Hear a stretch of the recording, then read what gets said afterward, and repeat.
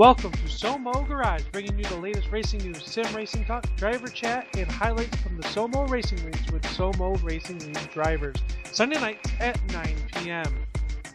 Get ready for 1 hour of kicking the tires in the SoMo Garage with your hosts, Reilly and Paul Zotta. SoMo Garage starts right now.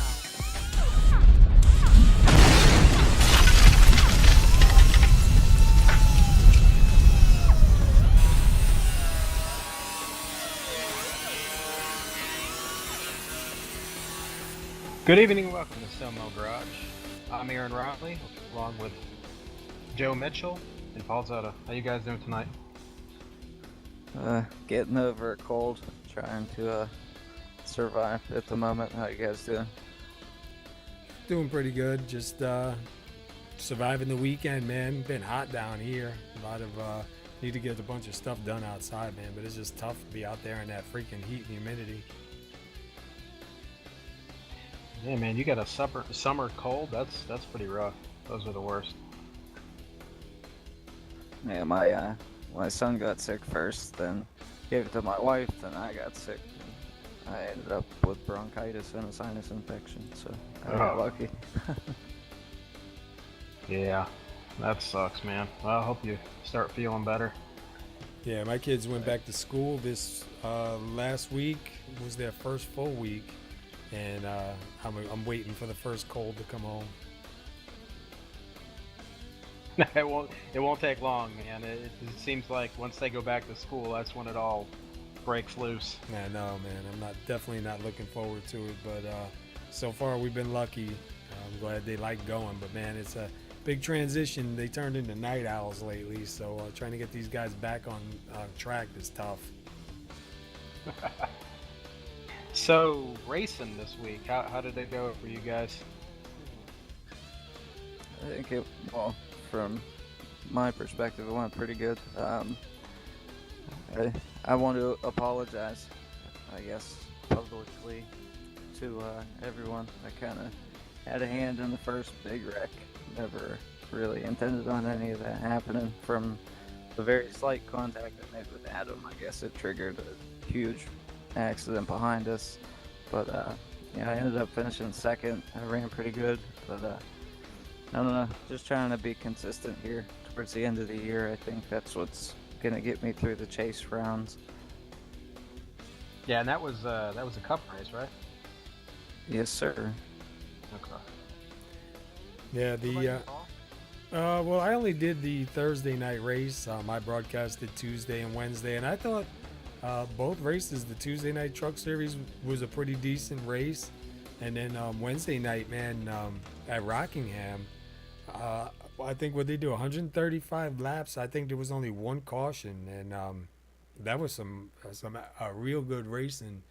Matter of fact, I believe that's the replay being shown right now, is the Rockingham replay, and I thought it was really good. I would have liked to have been out on the track and racing that one, because I love Rockingham, man. I love all those bumps and everything on there. And then Thursday night, I switched over to a Toyota this week, trying a different car manufacturer, different paint, and seemed like it was pretty good. I managed to avoid some of the wrecks. I was really surprised that amount of cars that were taken out early. It was kind of rough, but I still wasn't a bad race, I don't think. Yeah, it wasn't too bad. Yeah, Michigan, I don't think I ran very well at Rockingham. I don't think I did at all, but and I think I had to start a lap down too. Yeah, you were having issues that night. Yeah, and then Thursday, I don't know, something's going on. I'm not quite there yet, but something's off either between me and my wheel or just the sim itself, because I don't feel like I have the speed I should be having, and Michigan's usually a pretty good track for me, and I didn't run well at all, so I don't know. Still got to regroup and go back and make some changes and do a lot of testing, I guess, see what happens. That's what I've been doing lately now, just doing I went back in, I kind of changed a few things over, kind of starting back over at zero.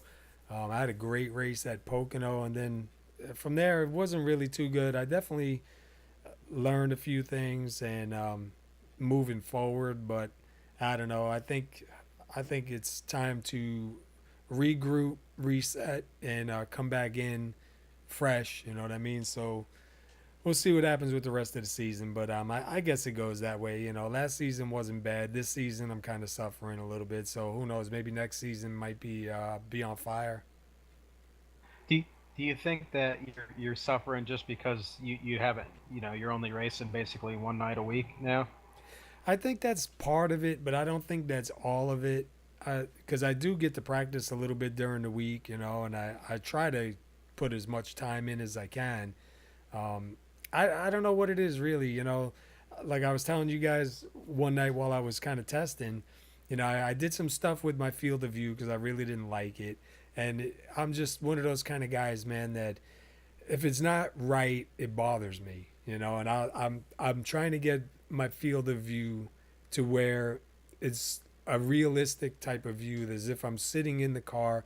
But to do that, I have to lose my rear view mirror, and I was really against using the virtual mirror, but I kind of moved it. I used it. I set the field of view in it. Now I think I got it right, so I kind of adapted to it. And then I kind of lost my gauges, so I started using my tablet again for the gauges. You know what I mean? But it was good. I kind of liked it. I kind of felt like a little bit more connected in the car. But then the next time I got back out on the track, I didn't like it, and I started all over again, moving the field of view up and down, left and right, tilting. I mean, it just like I got some OCD. I think, man, if I could just be like one of those people that just it's good enough, just leave it, don't worry about it. But even while I'm driving, I notice I spend time thinking about it, and I'm looking and I'm like, oh man, if I would just and it just drives me crazy, man. I cannot stand it. I really want to try the virtual reality headset. I really would like to try one. I really want to get one eventually, but I would really like to try one because I think it would give me everything that I'm looking for, because then I can look up at my mirror. My mirror could be there. I can look at my gauges. My gauges will be there, and I'll still be sitting where I want to be in the car. You know, I run three screens, but when you pull it so close to, get yourself in the position where you would be sitting if you were really in the car, you lose that mirror, you lose those gauges, and it just, I don't know, man. It just drives me up the wall. I think I drive myself up the wall, and it just like bothers me during the race, and I can't concentrate. I think one of the big things is with like field of view. I know that a lot of people get really picky about it. I'm one of them, but it's tough. I run on a single screen, but if you move it around a lot, which I mean, I'm kind of guilty of it. I make kind of small tinkering adjustments here and there, but uh, you're not. If you move it around constantly, you're not giving your brain enough time to adjust to what's going on. Like if you drive one way with one field of view for so long, your brain kind of gets trained to look at that and just perception and everything that's going on around you. And if you change it, you're kind of messing with your vision and your memory. So it makes it harder to readjust when you make changes like that. And another thing I was going to bring up is like practicing and testing and stuff. I know we were on the other night and we were all in different test sessions, solo stuff, and I found out that like now that we made the weather changes and everything, that we're running default weather, which I think is a really good move. It makes the cars feel a lot different. Hmm. Um, that I don't know. I need something to chase. You know what I mean? I think that's why I don't solo test all that often. So I've been jumping into like a fixed practice sessions and stuff, and I think it's really helpful just to see how fast those guys are, to kind of have a benchmark to try to strive for. You have something to chase. You have a goal. You know what I mean? Yeah. Hey, and let me ask you something since you brought it up. I've noticed, and I've had a couple of guys post on our page and ask about it. when I test alone and I'm working on a setup or just out running and testing, I'll mess around a little bit with brake bias. I'll do a little bit of my steering offset and whatnot. And I'll get to a point where I got a pretty decent stable car. I'm probably at the fastest I'm going to be, for that setup. But then when we go into the race server, all that work and all that setting up is junk. It's like two different servers, even though they're same exact settings in weather, track state, and all. Have you guys noticed that? Because like I said, I do, and a couple other guys asked me too. How come it was so different?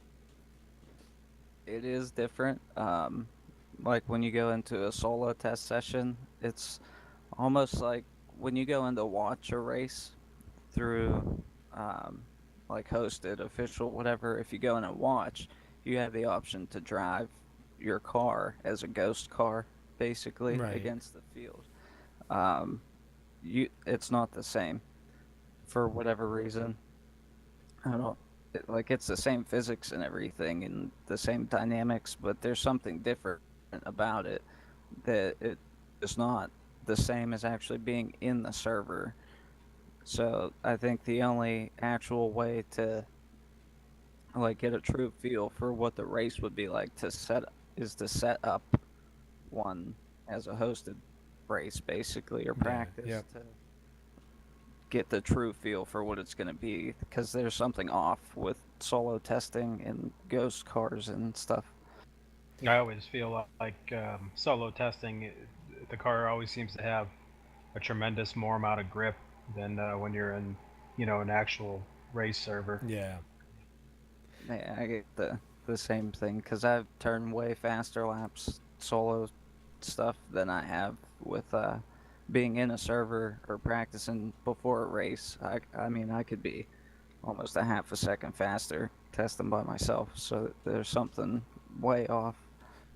Right, and there's nothing wrong with testing by yourself. I mean, you could learn a good line and make yourself faster, within that practice session. But, I agree with you, Joe. I think, racing against real competition is definitely, it definitely shows you what kind of numbers, you're up against and what you need to strive for.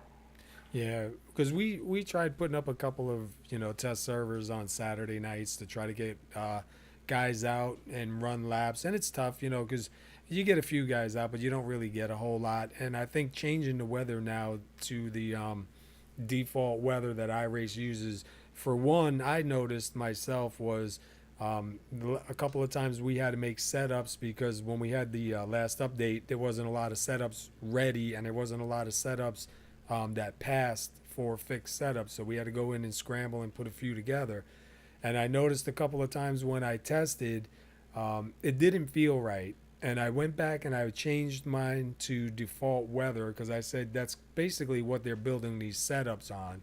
And even though we were using cooler weather, technically it should give you more grip. It seemed to tighten the car up more than anything else. And going back to that default weather, to me anyway, it felt like I got more out of the car. It felt more, real. It felt more comfortable, I guess. Before, it used to be when you ran the fixed setup with the default weather, the car was very slippery, very loose, and almost undrivable. But they seem to have fixed that.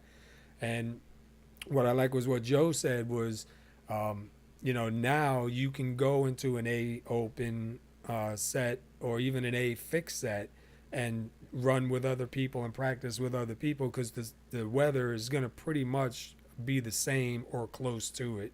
So it's not like I remember hearing a couple of guys in one of our races talk about in the official race they couldn't take two tires, but because our weather was so cool they were able to come in and take two tires and get out and actually stay up front, and it didn't really hurt the car. And that always sat with me because I was like, I don't want ours to be that handicapped, if for the lack of a right word. But I definitely think it's better with the default weather that you're able to now get out and at least practice. If we can't get something on the league together, you can at least find a test session or even a race to get into. I think with the the cooler track temps that we were running before, that I mean, there was just so much grip that you could run the car wide out all the time. It felt like, and it was pretty forgiving from a driver's sense. Like you could make a pretty huge mistake and not you could recover from it. Um, I I like the higher track temps because it kind of loosens up the car. Because I think the setups that they come out with are kind of tight anyway. But over a long run, they'll start to loosen up and tire wear everything. You have to actually drive the car differently, I guess, for lack of a better term. That we didn't really have to do it. We never really got that loose feeling with the cooler temperatures. Yeah. Yeah, I agree. Yep.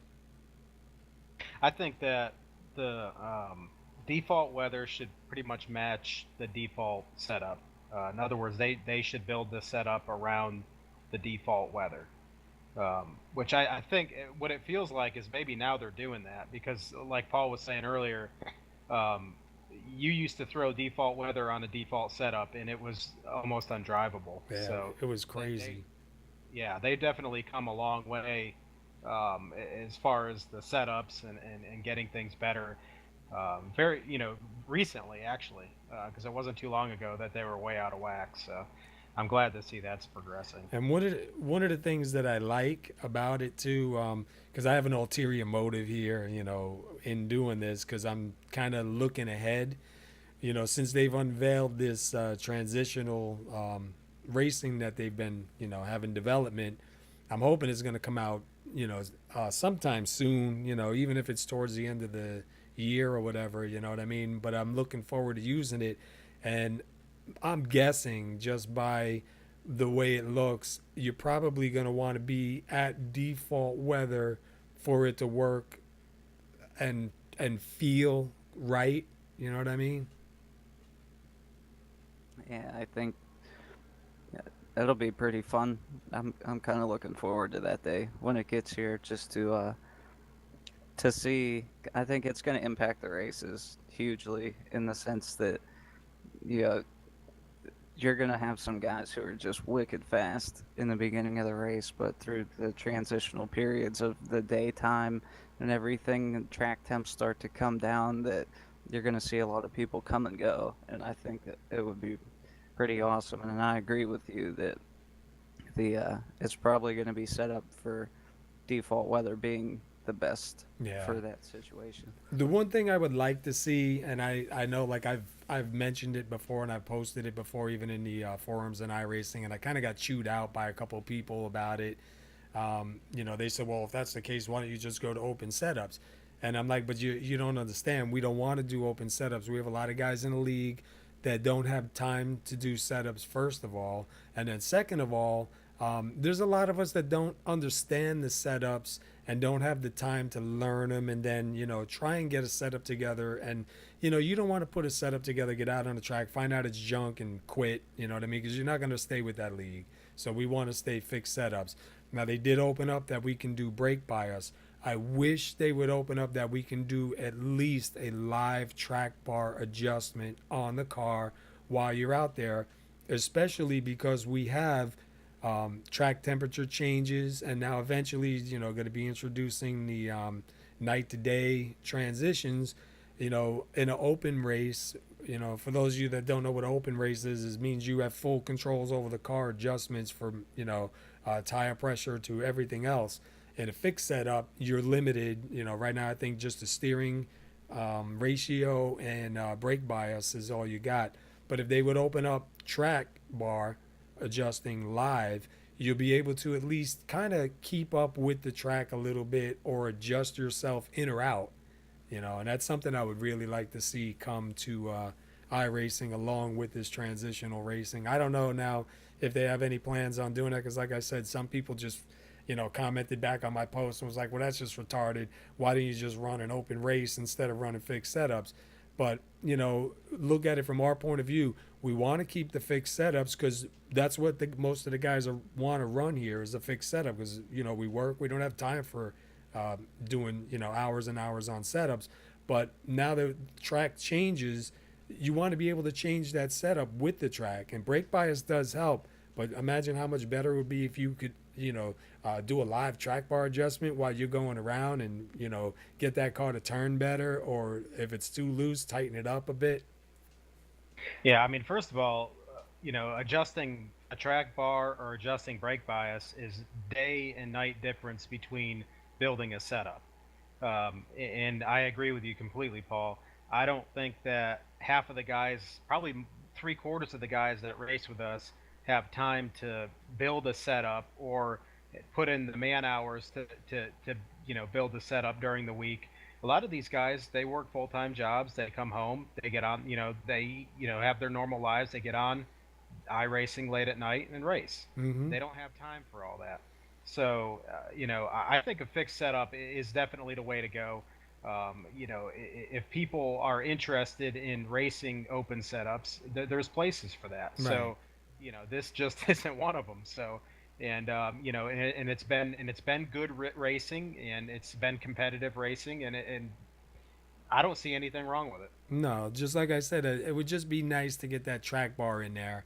I mean, if those were the two things that I could ask for to be open, would be, for the brake bias and the track bar to be adjustable in a fixed setup. And I think at least as the track changes, and then, we don't really know what the night-day transition is going to be, but I'm sure it's going to change quite a bit. If you start out with a super loose car or a super tight car, at least you can move your track bar a little bit and kind of get it where you're not so far off the pace. You know what I mean? Does it make any sense to you? Yeah.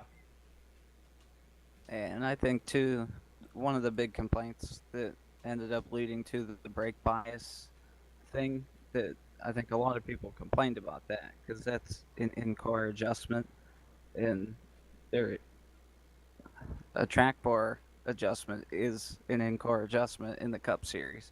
So I Right. think that it's been that way for a while, that we should have the option. If we can have the brake bias, why can't we have the track bar? Because like Aaron said, it's night and day. I mean, with doing an open setup with spring changes, shock changes, just moving weight around, spring perch offsets, packers, everything. I mean, it's a night and day difference. There's a lot of stuff what there. we're asking. Yeah, and I think probably eventually that will happen, just like the brake bias did, because people will start, voicing their opinions on that, and it'll happen. I mean, I think iRacing listens. I just don't think iRacing responds as quickly as people would hope. But a step further would be to, when for iRacing to incorporate in while the league owner is setting up the server. Say that particular league owner doesn't want the guys to be able to adjust either one of those. Well, he should have the option of that off. Right. Or on, or whatever, or one or the other. That would be the ultimate way to do it. That way, it's maximum adjustability. It makes everybody happy, and I think that would just be a good way to handle it. Yeah, but I think they're definitely going in the right direction, and I mean, I love racing here at iRacing, man. I don't have any complaints. There's a few things that I would like to see, but I mean, look where sim racing went from to where it is now. I mean, we're here. Some of us are here, 3-4 nights a week, man, racing, and that's just the way it is, man. If you either do it or you don't. Yes, sir. All right, guys. Well, we're going to take a quick break, and we're going to come back. We're going to talk a little bit of NASCAR.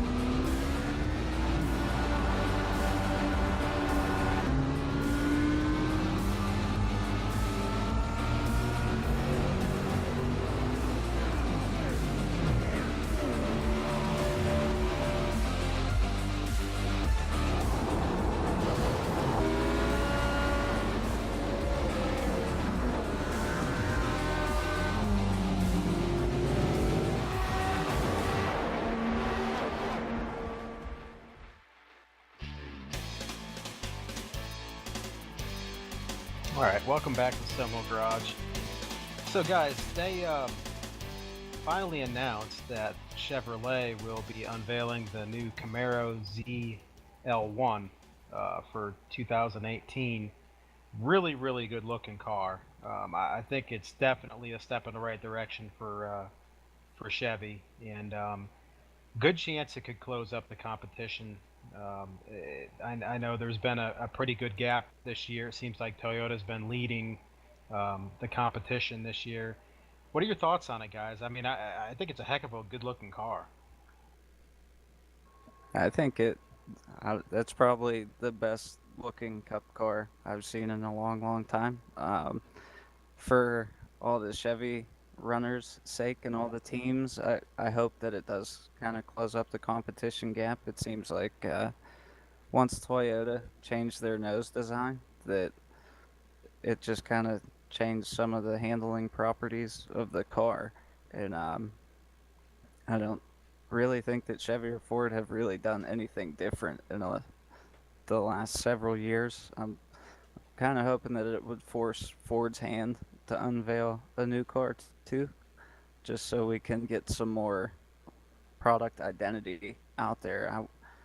'Cause the cars, even though we all know who's running what on track, for someone who doesn't watch NASCAR regularly, I think the cars should be more easily identifiable between the brands, and they kind of aren't.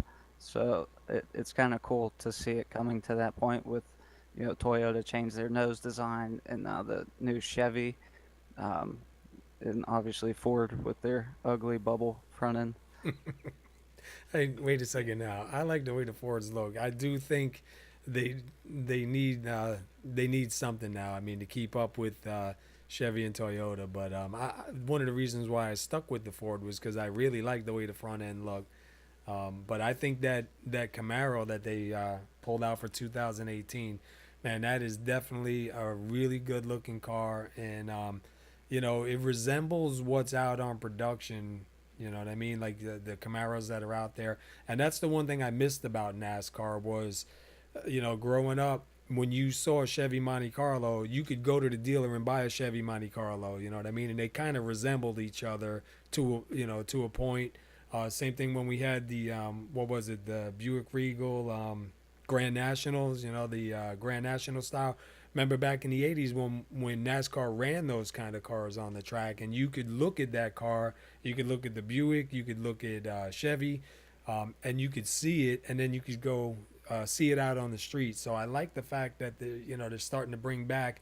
I would still love to see Dodge get back in, and Dodge come in with the Challenger, or somebody else come in, get another car out there. But if iRacing does go to that template, I think just about everybody on iRacing is going to be driving those. I'm still going to stick with my Toyota for a while just to be different.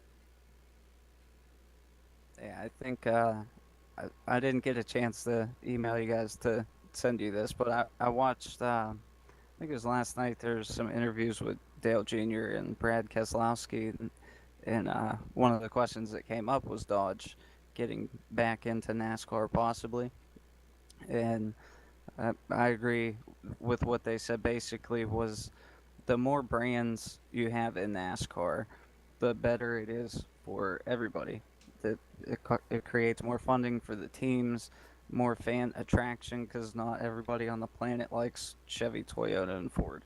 You know, you get other manufacturers in to create a different fan base, basically, and more funding for teams, creating more diversity. But I understand the struggle from NASCAR's standpoint is that all these manufacturers coming in, they have to try to keep them all on a level playing field too. So it's pretty difficult with trying to create cars that look different and identifiable from one another, to create them so not one has an advantage over the other one. But now, what did they do back in the 80s and 90s? I mean, like a lot of the cars were shaped different. You know what I mean? The front ends were different. I mean, you know, they weren't really totally equally, equal playing fields. as far as aerodynamic wise. So, I don't know. Snap a body on, but just change the look of the nose so that you could tell it's a different car. I don't know. You know what I mean? I think what they were getting at was what with new manufacturers or changes coming in that they have to take versions of every car, and NASCAR has their own wind tunnel, and they have to basically approve changes to make sure that the cars have very similar aerodynamic properties, the same amount of drag, things like that. So it, I'm sure it's very time consuming, and that's why it's a multi-million dollar process to try to keep everybody even now. But I don't think back in the 80s, in 70s, stuff like that, I don't really think I'm not going to say they didn't know, but I think teams knew that they had an advantage. Well, speaking of bodies and cars and all that, Brad Keselowski made a couple of comments against Toyota teams, and basically saying that they're sandbagging. And this is the time of year where NASCAR starts looking at um, the competition levels, and assessing all three makes, and does one have an advantage over the other? Do we need to make any changes? His comments basically said, yeah, they haven't been running that good these past few weeks, and basically, flat out said, they're sandbagging, they're holding back, they're trying not to, lead on that they have an edge in the competition. Do you think that's the case, or do you think that maybe Chevrolet and Ford might be catching up to them a little bit? I think it might be a little bit of both, honestly. Um, I find it very hard to believe that, well, pretty much all the Toyotas wound up in the top 10 in qualifying or final practice, I believe. I didn't watch the race or anything, but yeah, I don't know if maybe he could kind of partially be grasping at straws, trying to find an excuse, or I don't know. I feel like he didn't handle that right. He should have complimented his team for bringing him a fast race car. I think Right. that going to Michigan is a huge race for all the manufacturers. I mean, that's the home for Chevy and Ford. I really think that Chevy and Ford step up their game when they go to that track in particular, horsepower wise, everything that they try to bring the best of the best because of the area that they want to win. Um, but I do find it hard to believe that Morton Truex didn't seem so hot throughout practice and all that. That I mean, he's been the dominant car pretty much all year, but like all the Gibbs cars haven't really shown that they could win all year long. So I don't know exactly what he was getting at there. Yeah, I feel like, yeah. I mean, if anything, Martin Truex has been there week in and week out. But you're right. I mean, the Gibbs cars haven't really shown, you know, the speed that they were last year. And I think, until Kyle Busch won, a few weeks back, that was really the first you've seen out of that camp this year. So, I think it's a little bit of both. I agree with you, Joe. I think that, you know, they're Chevrolet and Ford might be catching up a little bit. They might be falling behind.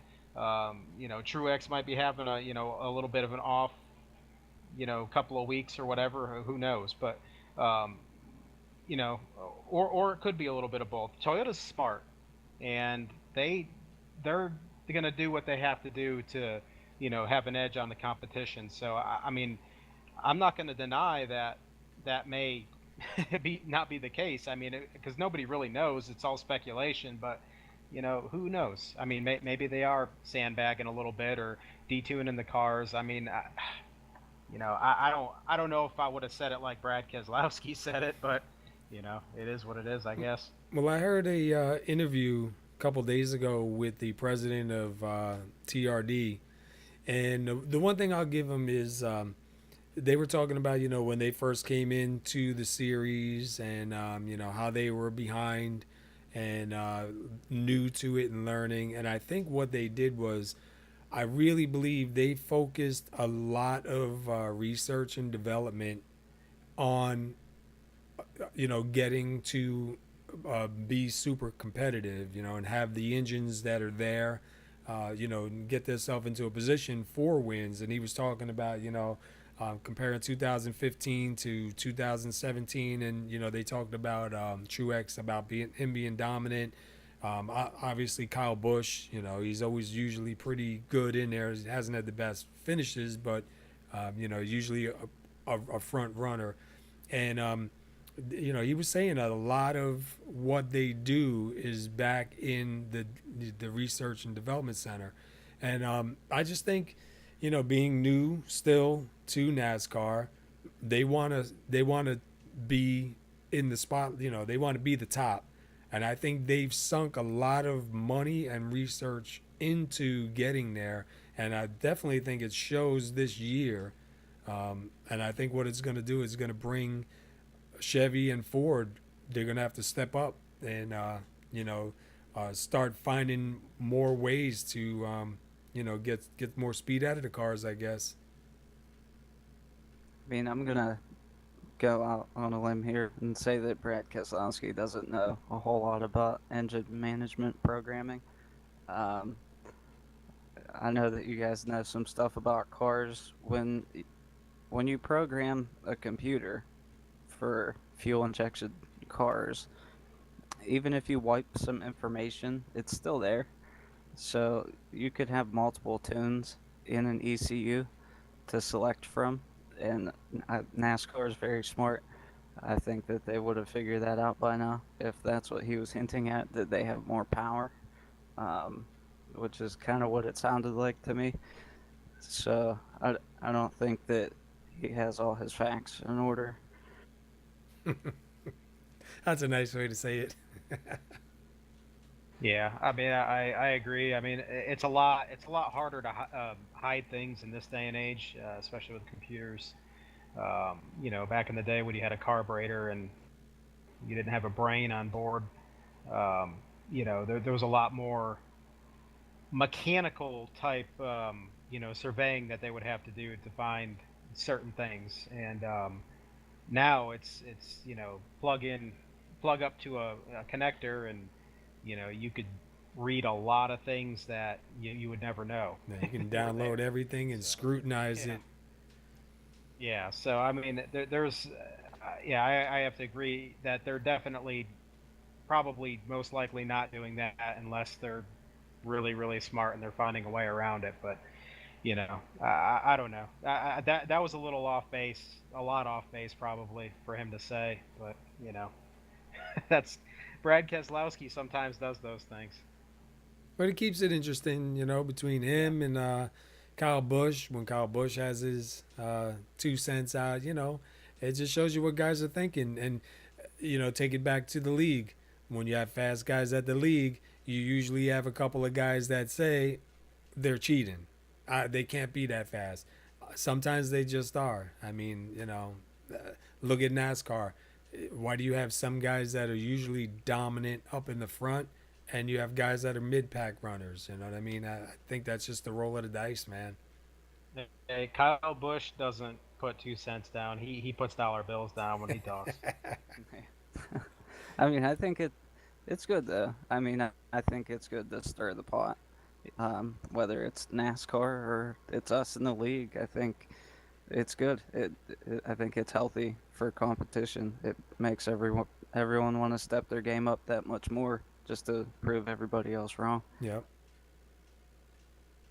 So Kevin Harvick was in an interview, I believe it was last week, and he made some comments about Dale Jr., saying that he doesn't understand why Jr. has such a fan base, why everybody stands behind Dale Jr. He's had a mediocre career, and he just he hasn't really run all that well, and he just doesn't understand it. Dale Jr. responded with, he thinks it was very hurtful of Kevin Harvick to make those kind of comments, which I mean I would have to agree, not just because I'm a Dale Jr. fan, but um, I mean I don't think there was really any need to go there. I mean, to bash a fellow competitor like that, I just again, it's not anything that needs to happen, and I don't know if I'd bash a fellow competitor that has such a huge fan base. It's like Dale Earnhardt Jr. It usually doesn't end well. Yeah, I I don't really see why he felt the need to say that or say it the way he did. I mean, he's driven for Junior Motorsports in the Nationwide Series how many times to try to help those guys with just driver input or whatever the betterment of the team. Like they've worked together a lot over the last few years. For him to say something like that, it just seems kind of stupid. Um, we all know why Junior has the following that he has. It was, you know, because of his father and his legacy, and it kind of carried over to Junior. But Junior earned it. Like he was really good in the early stages of his career, and I think he has that fan base just because he's a down to earth person, and I think making those comments kind of shows the true colors of Kevin Harvick, and that have I've always thought is that we'll just say that he's probably not the greatest guy to be around on the planet.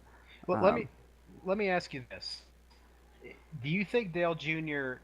I understand Dale Jr.'s got a big fan base because of his dad, and and he's kind of his fans expected him to kind of live up to that legacy. But do you think that Dale Jr. has the fan base he has because he he's just he's different from other drivers? He can walk away from being wrecked and not be pissed off, not say hurtful things to other people, and just kind of brush it off and say, you know what, we'll come get him next week. He's just that kind of a guy. He's a likable guy. I kind of compare him to like Clint Boyer, like the similar personalities. I mean, I know Clint is the jokester and he's always laughing and making fun of someone, but that just like down to earth old guy, blue collar type attitude, and I really think that's what attracts fans because that's who the fans are.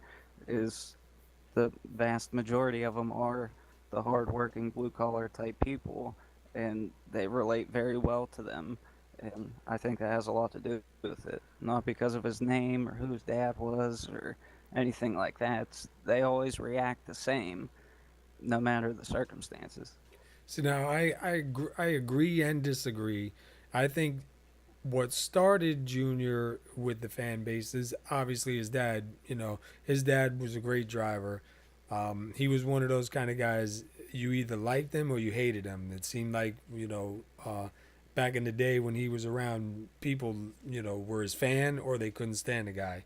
And then when Junior was coming through the ranks, he was doing good. He was winning races, having good finishes. There was that tight bond between him and his dad.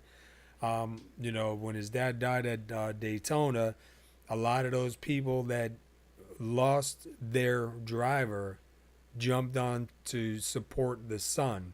And then, now comes in what you said, Joe. His personality is a good personality, especially over the last couple of years that he's become outspoken and a lot more in the public and in the spotlight. You kind of see the real Dale Jr. I think it was a lot of pressure for him to try to stand up, and I think once he got to the point where he was comfortable with himself and realized I'm not my dad, I'm not gonna be like my dad, I'm me. It kind of let his personality come out, and I think that's what a lot more people like about him now. But I do think, from what I've seen, the fans that were his dad's jumped to him after they lost his dad as a driver. I think Dale Jr. puts a lot into the sport that a lot of people respect. He's created, an Xfinity team. He cares about the sport enough to want to stay with it, want to stick with it, wants to go into broadcasting. He has a passion for the sport, and I think a lot of people respect that. A lot of people see that and realize that nobody would know. I don't think anybody would realize Dale Jr. is a millionaire if he was just walking down the street. He doesn't dress like a millionaire. I'm sure he drives nice cars, but I mean, if anybody's seen his house, it wasn't all that great. I mean, he's made improvements to it over the years, but Dale Jr. doesn't live in high on the hog and real fancy. And I think that's what a lot of people like. Like you were saying, the blue collar. I really agree with that comment. I think that really is a big reason why he has such a fan base that he has. And going back to that Kevin Harvick comment, like I was really surprised, because I like Kevin Harvick. Um, I don't know where that came from, and I believe if I'm right, that was on Kevin Harvick's podcast that he does, is where he was talking about that. And like I didn't hear the whole thing, so I don't know what led up to it, but I definitely don't think that's something that you would want to say about somebody that you kind of have a relationship with, whether it's just a casual relationship or not. I mean, I personally don't think he said, oh, because Dale Earnhardt didn't do good, it hurt NASCAR and brought down the fan base. I don't buy that. I believe, without jumping on the bash NASCAR wagon, a lot of the changes that they've made, and a lot of hundreds and hundreds of changes, it seems like every time you turn around they're changing something else, and then they started getting more about ratings than they did about racing. I think that's what turned people off to NASCAR. I don't think it has anything to do with Junior. I think the basic gist of what Kevin was trying to say was, usually the most popular or most hated driver, it's in a success-driven business. Usually, it's the most successful people that are either loved or hated, that have the most fans, that have the most championships, like Jimmy Johnson. And he was saying he doesn't understand why Junior has the following he has, not having the success that like not any other champion really has. I just don't think he came about it the right way. Yeah. Well, I guess going forward we'll see what happens, but yeah, just some really hurtful, unneeded comments there for sure. Um, so Casey Kane out for 2018. William Byron in, scheduled to drive the number 5 car, Hendrick Motorsports Chevrolet for 2018. Um, William Byron started his career on iRacing, which I don't know if a lot of people know that or not, but he's had over 100 wins, 298 top fives, and online competition. So he's had a pretty good career starting off. Started off kind of late, um, racing legend cars in 2012, I believe.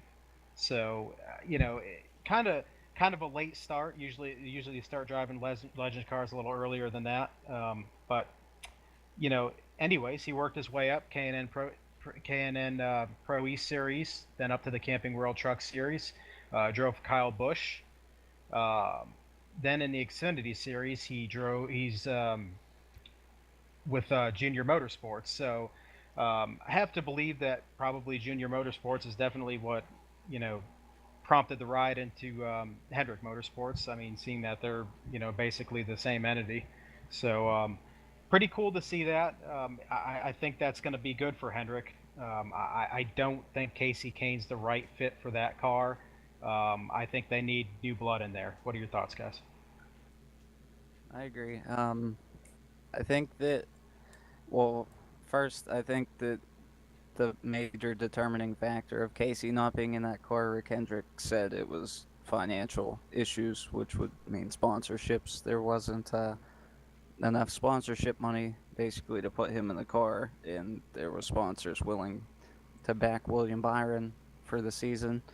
Um, Casey's contract wasn't due to end until the end of next season, so Rick Hendricks said that he's going to do everything in his power to try to find Casey a full-time Cup ride for next year, whether it be through another competitive team or through some type of alliance, because basically he's paying Casey Kane all of next year anyway. But I'm interested to see how Williams going to do. I think that he's proven himself. He's done well in the Truck Series. He's has multiple wins in the Xfinity Series, so I think that he's ready to move up to the Cup Series. It's going to be a huge adjustment for him, just like every other rookie coming up. But I think it's going to be pretty cool to watch all these young guys coming and starting to fight it out together. Do you think William Byron's jumping into the Cup Series too soon? I don't think so. If, if you look at the like back, and I hate to keep using him because everyone knows he's my favorite driver, but like when Kyle Busch came in, and Joey Logano, all those guys, like I think they came up too young, honestly. But I was watching something on ESPN or something like that that they were talking about the ages of kids coming in to the top tier now, and just the amount of respect that these kids have for everybody else, and they seem very grounded individuals. Like they know their role basically. Like they don't have the shoot for the stars kind of attitude. They're very grounded, calm, calculated. You hear them in the car, and I think that that attitude really helps them when they make the next steps up. That they they kind of take it realistically, and they kind of know what they're getting into. Yeah, I mean he's not super young. I get. Oh, I mean he's young, but he's going to be when he starts the Cup Series. He's going to be 20 years old. So, actually, maybe yeah, he'll still be 20 years old. But I mean, you've seen him come in a lot earlier than that, and you've seen the aftermath of sometimes being dumped into the Cup Series earlier than need be. Joey Logano, all day long. I can't stop thinking about Joey Logano. That was rough. I was So waiting for that. yeah. So I'd like to see what William Byron does. I think he's a good driver. Hopefully, he's going to bring good talent in, like Chase Elliott. A lot of these young guys that are coming in and really, making a dent in this sport, which is really, really cool to see. Yeah, they said with William Byron, they just want to get him in the car. They want him to log laps. They want him to race, but they want him to log laps. They want to start building a notebook with him. You know what I mean? With setups and stuff, so that when they come back to the tracks the second time, they kind of have a little bit of information and start that bond between him, and his crew chief and car chief and all, so that they can get that communication, going.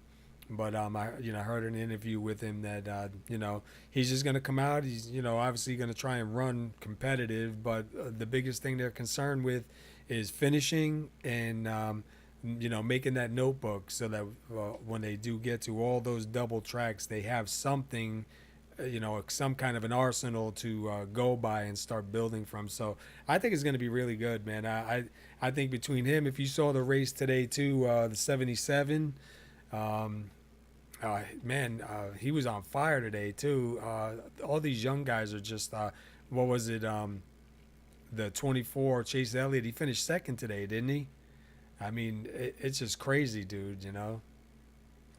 I think we've seen a lot of that too with the younger drivers that started this season, like Eric Jones.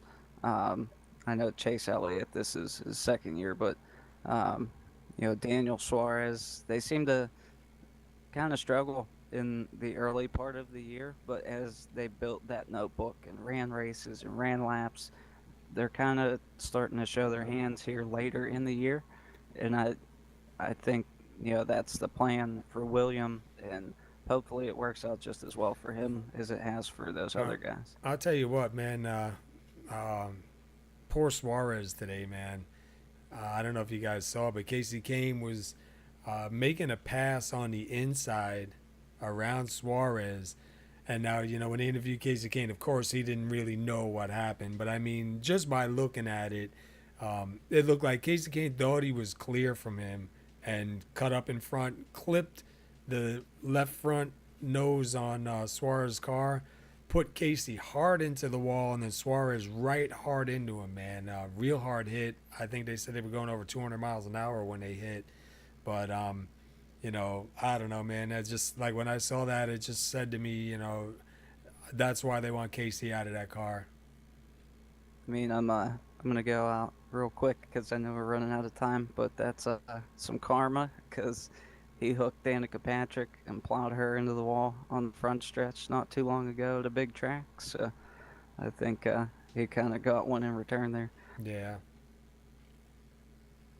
Yeah. So I mean, hopefully some welcome changes coming up, guys. Real quick, we got a couple minutes. Oh wow, no, we don't. All right, Paul.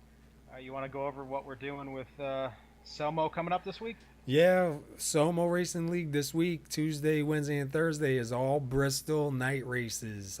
Tuesday night, Portside Jaguar and Land Rover Truck Series have 125 laps right here on SR Broadcasting at 8:45. On Wednesday, the Lazy Days Racing Xfinity Series will be at Bristol for 135 laps. That'll be a night race. That'll also be here on SR Broadcasting at 8:45. And then Thursday night, the Lazy Days Racing Cup Series will be at Bristol for 145 laps. That's going to be another night race, and that'll be on PBR Broadcasting at 8:45. So going to be 1, 2, 3, Bristol, Bristol, Bristol, man, all night. Going to be a lot of carnage and a lot of tempers, but we're closing in on the chase. Do you think that it's going to be a lot to talk about next week? I know Bristol definitely breeds some anger, so I think we'll be talking about a lot more next week as far as Bristol's concerned. With, I think, especially running there 3 days in a row. Yeah, I think next week we may have to bring in a driver from each night. You know what I mean? Take a Tuesday night driver, Wednesday night driver, and a Thursday night driver, and bring them in and kind of hear what they have to say about it. Yeah. Also, with opening up the broadcast during the race to guys airing their tempers out a little bit during the race, that should be pretty interesting. So hopefully, we should definitely. You got that bleep button ready. Yeah, we should definitely have a lot to talk to. So should be no shortage on interviews on Tuesday or Wednesday night for sure. Yep. All right, guys. Well, as it always seems to happen every week, we're out of time again. It goes by pretty quick, but it was a pleasure, guys, and we'll be looking forward to talking next week about some more racing. Yeah, absolutely, man. Feel better, Joe. Thanks, guys, and it was a blast. Have a good weekend, everybody, or end of your weekend. Take care, guys.